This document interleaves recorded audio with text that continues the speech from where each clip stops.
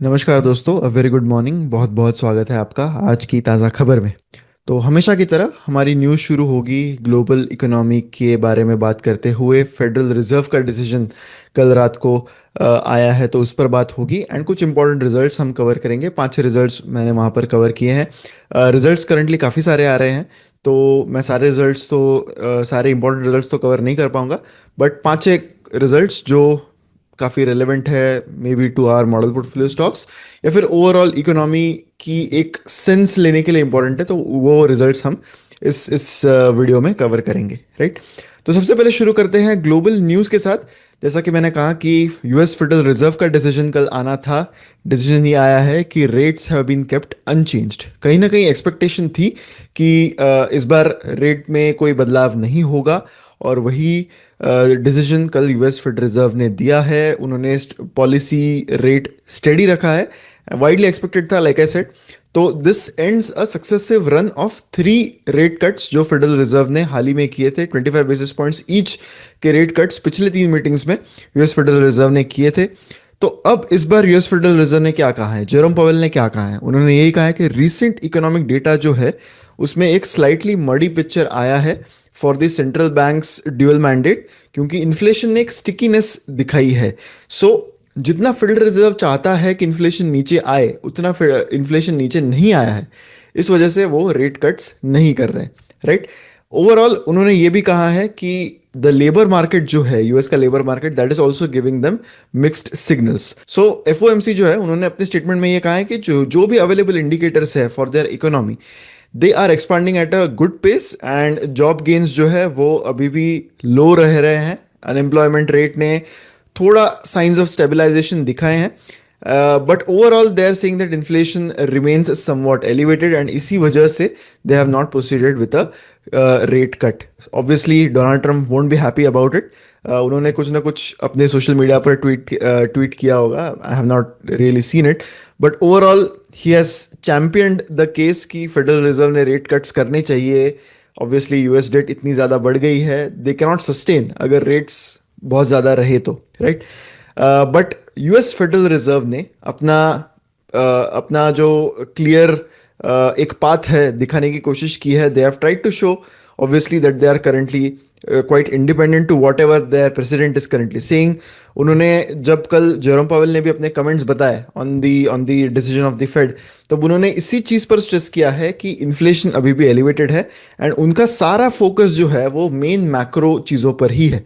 उन्होंने ये भी क्लैरिफाई किया कि मैक्सिमम एम्प्लॉयमेंट हो सके एंड एक स्टेबल पॉलिसी रह सके, ये दो ही इंपॉर्टेंट चीज़ें जो है वो यूएस फेडरल रिजर्व का टारगेट रहेगा। उन्होंने ये भी स्ट्रेस किया कि 2% का इन्फ्लेशन लाना ये उनका गोल है, एंड यही एक मेन टारगेट है जिस पर उनका पूरा फोकस है।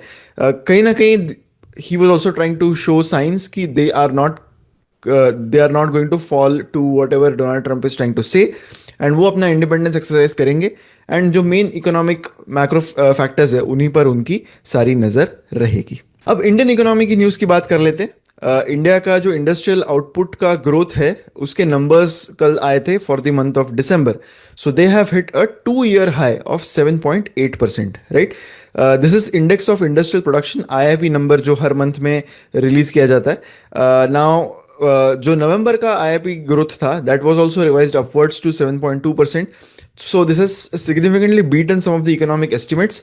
रॉयटर्स का जो एक्सपेक्टेशन था वो 5.5% का था, तो एक पॉजिटिव सरप्राइज यहाँ पर industrial growth production point of view से मिलता हुआ दिखा है।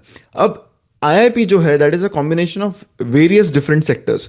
उसमें अगर हम मैन्युफैक्चरिंग की बात करें तो that has actually led the recovery by expanding by 8.1% year on year in the month of December. इसके अलावा mining output has also grown by 6.8%। Electricity generation also grew by 6.3%। तो ओवरऑल एक ब्रॉडर सेक्टरल स्ट्रेंथ हमें यहाँ पर नजर आ रही है। स्ट्रॉन्ग डिमांड दिखी across infrastructure, capital goods, consumer segments, and within manufacturing as well. 16 out of the 23 industry groups जो है उसमें एक पॉजिटिव ग्रोथ यहाँ पर नजर आई है, जिसमें से टॉप परफॉर्मिंग इंडस्ट्रीज जो है दैट इंक्लूड्स कंप्यूटर इलेक्ट्रॉनिक्स, जिसमें 35% की ईयर ऑन ईयर ग्रोथ दिखी। Motor vehicles, trailers, semi trailers, इसमें 34% की ग्रोथ दिखी, एंड अदर ट्रांसपोर्ट इक्विपमेंट्स जो है दे हैव ग्रोन बाय 25%। इसके अलावा बेसिक मेटल प्रोडक्शन भी बढ़ा है by 12.7%। Pharmaceutical manufacturing grew by 10.2%। And अगर हम बाकी एंसिलरी चीज़ों की बात करें जैसे कैपिटल गुड्स आउटपुट, तो वो 8.1% से बढ़ा है, जबकि intermediate goods have actually grown by 7.5%। Overall final revisions जो है नवंबर डेटा के, वो फर्दर यही कंफर्म करते हैं कि एक इंप्रूविंग इंडस्ट्रियल ग्रोथ का ट्रेंड हमें नजर आ रहा है towards the end of the calendar year 2025। अब बढ़ते हैं स्टॉक वाइज न्यूज़ की ओर, जहां पर कुछ इंपॉर्टेंट रिजल्ट्स की बात हम करेंगे। सबसे पहले हमें बात करनी होगी बीईएल के Q3 रिजल्ट्स के बारे में। भारत इलेक्ट्रॉनिक्स ने कल जब रिजल्ट दिए उसके बाद ओवरऑल डिफेंस सेक्टर में एक बहुत बड़ा ऑप्टिमिज्म हमें दिखाई दिया। So earnings have actually beaten the overall expectations mainly because of a very strong order book, right. Like I said, इसके बाद कुछ defence stocks were up by almost 10%। In fact BEL के shares themselves jumped up to 10% at one point of time, making it one of the highest gainers in Nifty 50 yesterday. So numbers की अगर बात करें तो revenue है company का Q3 में वो बढ़ गया है by around 24%, right. Mainly the strong performance was driven by robust defence order book and execution momentum. EBITDA company का बढ़ गया है by 28%। EBITDA margin also increased by 100 basis points to 29.7%। Net profit company का around 21% से बढ़ गया है, right. This is despite a new labour law impact of around 16-17 crores only. But overall इससे हुआ ये कि जो ऑर्डर बुक इंक्रीज के नंबर्स यहाँ पर दिखे हैं, इसमें एक बहुत बड़ा ऑप्टिमिज्म आ चुका है about the entire defence sector. And इसने बीएल की भी पोजीशन, ये रिजल्ट्स हैं, बीएल की भी जो पोजीशन है within the key beneficiary, as a key beneficiary of the defence spending and order inflows, इससे एक मेजर पॉजिटिव मार्केट सेंटिमेंट आई है। क्योंकि अब आने वाले हैं Q4 के results, and Q4 is generally known to be very good for all these defence sectors, क्योंकि यहाँ पर बहुत सारा गवर्नमेंट इन्फ्लोज आता है, ऑर्डर बुक अच्छी बढ़ती है। हो सकता है कि आने वाले बजट में, कुछ ही दिनों में आने वाले बजट में हो सकता है कि there will be some more impetus for the defence companies. तो ये सारे करंटली कुछ पॉजिटिव डेवलपमेंट्स चल रहे हैं in the defence space. Next बात करते हैं एसीसी के Q3 रिजल्ट्स के बारे में। नेट प्रॉफिट कंपनी का 63% से गिर गया है, जबकि रेवेन्यू हैज इंक्रीज्ड बाय 22%। इसके पीछे की क्या रीजंस है उसकी भी बात हम यहाँ पर कर लेंगे। सो मेनली प्रॉफिट इंक्रीज काफ़ी अच्छा दिखा है। ओवरऑल हाईएस्ट क्वार्टरली रेवेन्यू रहा है for ACC, and revenue growth जो है वो मेनली इस वजह से आई है कि जो प्रीमियम सेगमेंट है, प्रीमियम सीमेंट सेल्स जो है, they have increased by almost 33% on a year on year basis. जबकि एक्सपेंसेस जो बड़े हैं उसमें एक प्रॉफिटेबिलिटी पर प्रेशर गिरती हुई हमें कुछ साइंस यहाँ पर नजर आ रहे हैं। Sales volume have hit a record of around 11.3 million tons, right, जो एसीसी की हिस्ट्री में हाईएस्ट वॉल्यूम रिकॉर्डेड है। रेडीमिक्स कंक्रीट जो है उसका रेवेन्यू सर्ज हुआ है by around 43% for this quarter. हालांकि ये बहुत बड़ा सेगमेंट नहीं है कंपनी के लिए, but that has contributed to a very good increase in the revenue. Management ने मेनली ये हाईलाइट किया है कि ओवरऑल जो वॉल्यूम ग्रोथ है वो काफ़ी स्ट्रांग रही है, एंड प्रीमियम सीमेंट सेल्स का जो मिक्स है that has been very good for them. Overall ACC का यही कहना है कि रियलाइजेशंस उनके जो रहे for this quarter, they were better than the industry peers, and इससे कंपनी की जो स्ट्रेंथ है इन द कोर मार्केट्स वो और भी बेहतर हो गई है।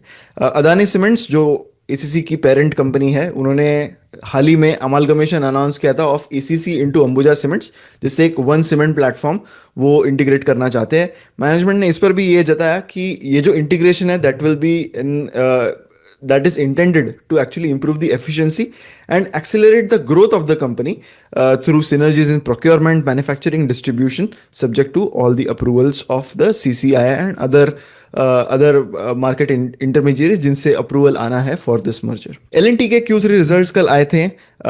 Revenue has increased by 10%, margin has also expanded, order book is up by 17%. L&T के रिजल्ट्स इंडिया के इंफ्रास्ट्रक्चर के ग्रोथ के पॉइंट ऑफ व्यू से काफ़ी इंपॉर्टेंट होते हैं, क्योंकि ये इतनी बड़ी कंपनी है, it is a very good derivative of what is actually happening in the infra space. So overall ये Q3 में हम कह सकते हैं कि एक मिक्स्ड परफॉर्मेंस रहा है L&T के लिए, क्योंकि एक्सपेक्टेशन थी कि कुछ प्रॉफिट ग्रोथ, रेवेन्यू ग्रोथ तो होगा, बट मोर और लेस कुछ हिट्स एंड मिसेस रहे, अगर हम इसको समराइज करने जाए तो। सो नेट प्रॉफिट जो है कंपनी का वो डिक्लाइन हुआ है बाय 4.3%, जबकि revenue has seen a increase by around 11%। EBITDA, अगर हम एबिडा की बात करें तो that has increase by around 18.6%।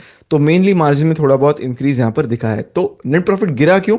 तो मेन रीजन जो ऑलमोस्ट हर रिजल्ट में इस बार Q3 में आप देख रहे हो, वो है labour code related expense. One time expense है ये of around 1300 crores for the company, जिससे profit has actually drag down.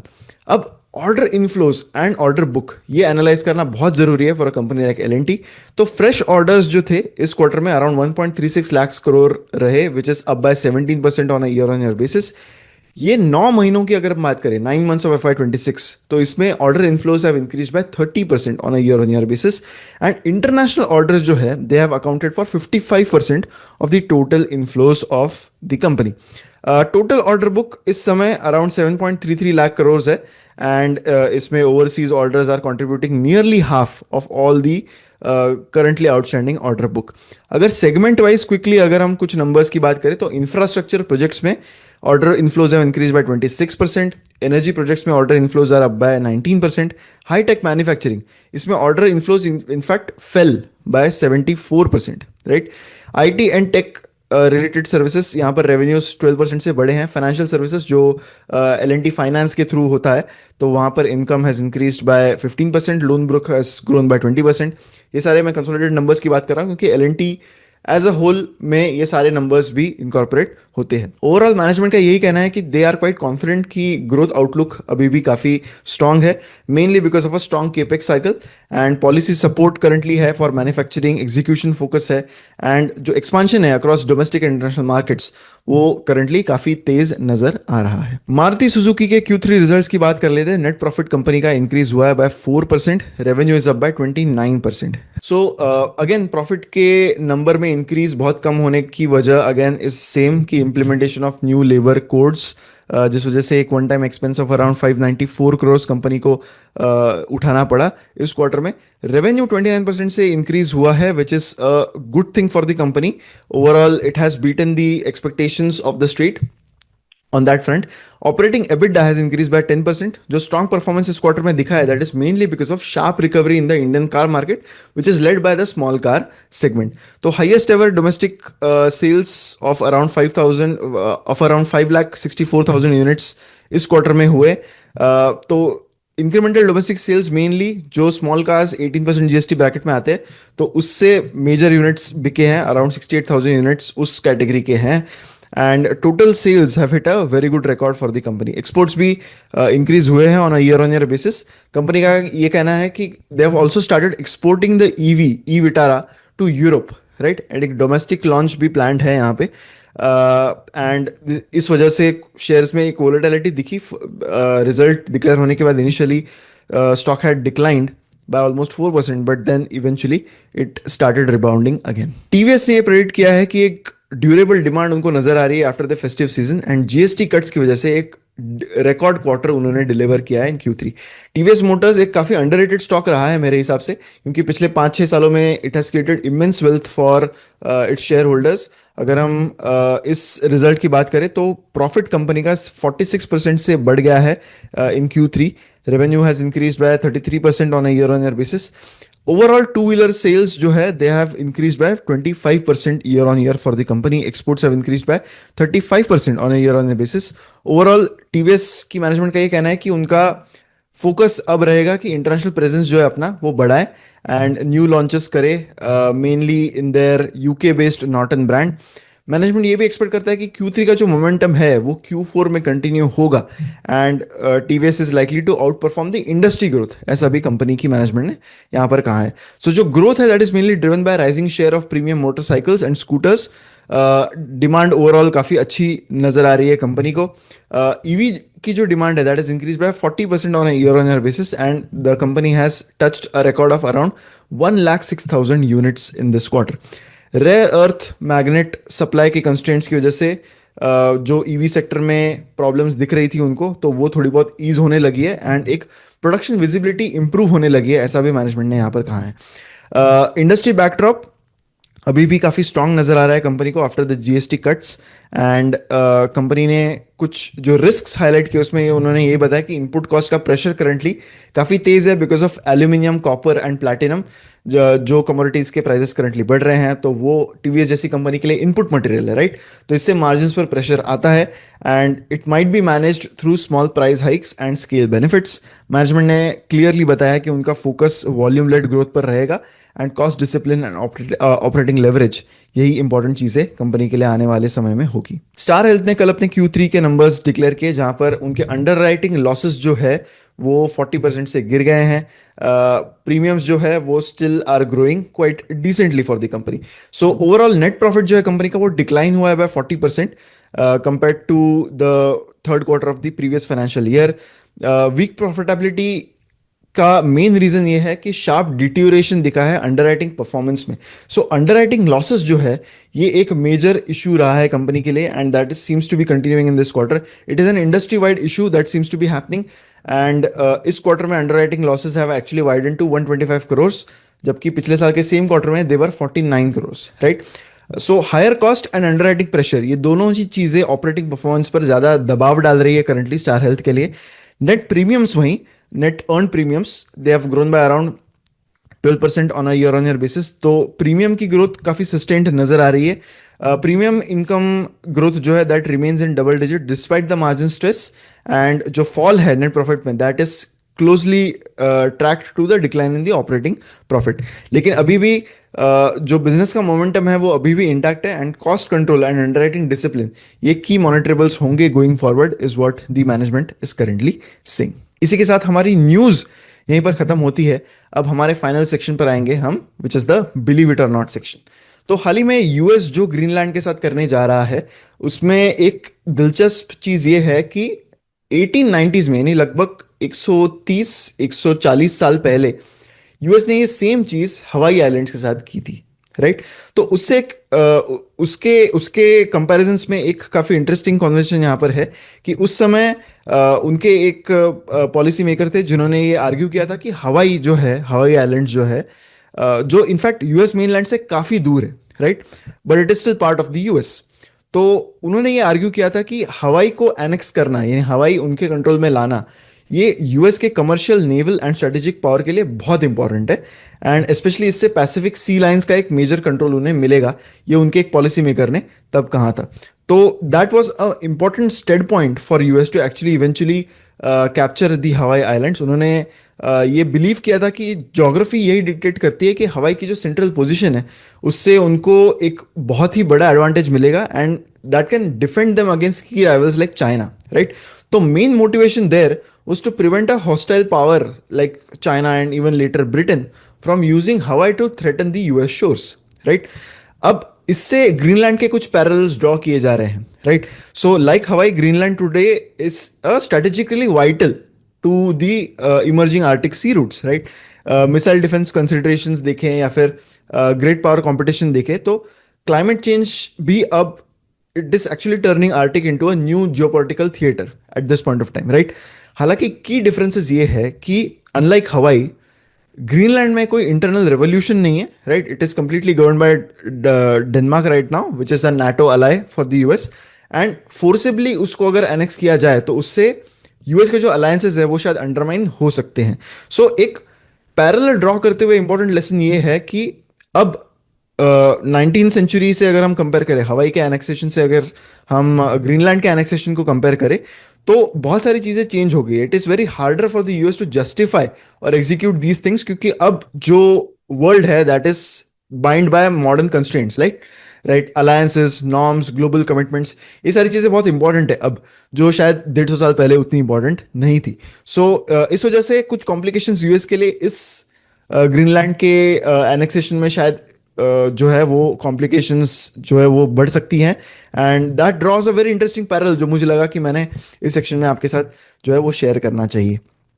इसी के साथ हमारी न्यूज़ का ये वीडियो यहीं पर ख़त्म होता है। ऐसे वीडियोस के लिए हमारे चैनल पर बने रहे। अगर ये वीडियो आपको अच्छा लगा है तो लाइक ज़रूर कीजिए एंड शेयर करें वीडियो को विथ मैक्सिमम पीपल। हमारे वेबसाइट पर investor.in पर अभी भी रिपब्लिक ये कूपन कोड जारी है। तो मैं आपसे दरख्वास्त करूंगा कि आप ज़रूर हमारी वेबसाइट investor.in को विजिट करें। हमारे प्रोडक्ट्स जैसे स्टॉकोमीटर, मॉडल पोर्टफोलियोज एंड फंडोमीटर के सब्सक्रिप्शन पर अगर आप रिपब्लिक ये कूपन कोड यूज़ करते हो तो आपको बहुत ही अट्रैक्टिव डिस्काउंट्स करंटली मिलेगा, जो सिर्फ थोड़े ही समय के लिए जारी रहेगा। ऐसी वीडियोस के लिए हमारे चैनल पर बने रहें। मिलते हैं अगले वीडियो में। Thank you so much.